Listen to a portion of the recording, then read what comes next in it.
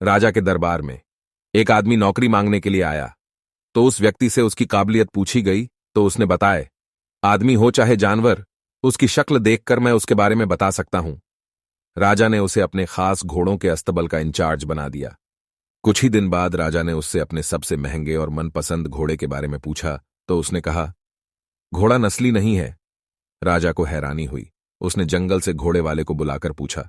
उसने बताया, घोड़ा नस्ली तो है, पर इसके पैदा होते ही इसकी मां मर गई थी, इसलिए ये एक गाय का दूध पीकर उसके साथ पला बढ़ा है।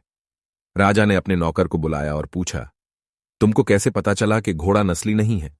उसने कहा, जब ये घास खाता है तो गायों की तरह सर नीचे करके खाता है, जबकि नस्ली घोड़ा घास मुंह में लेकर सर उठा लेता है। राजा उसकी काबिलियत से बहुत खुश हुआ। उसने नौकर के घर अनाज, घी, मुर्गे और ढेर सारी बकरियां बतौर इनाम भिजवा दिए और अब उसे रानी के महल में तैनात कर दिया। कुछ दिनों बाद राजा ने उससे रानी के बारे में राय मांगी। उसने कहा, तौर तरीके तो रानी जैसे हैं, लेकिन पैदाइशी नहीं है। राजा के पैरों तले जमीन निकल गई। उसने अपनी सास को बुलाया। सास ने कहा, यह हकीकत है कि आपके पिताजी ने मेरे पति से हमारी बेटी की पैदाइश पर ही रिश्ता मांग लिया था, लेकिन हमारी बेटी 6 महीने में ही मर गई थी।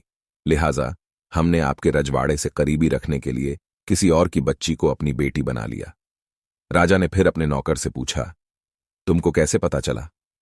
उसने कहा, रानी साहिबा का नौकरों के साथ सुलूक गंवारों से भी बुरा है।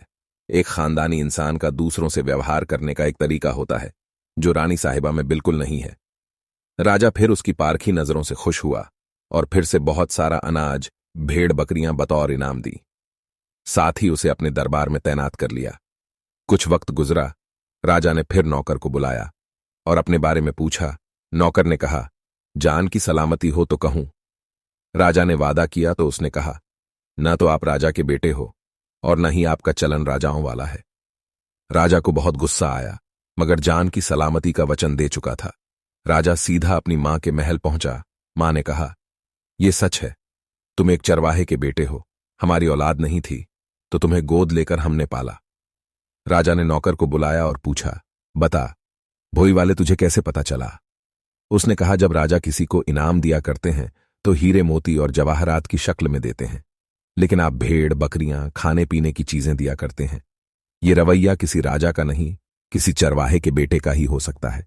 किसी इंसान के पास कितनी धन दौलत, सुख समृद्धि, रुतबा, बाहुबल हैं, ये सब बाहरी दिखावा है। इंसान की असलियत की पहचान उसके व्यवहार और उसकी नीयत से होती है।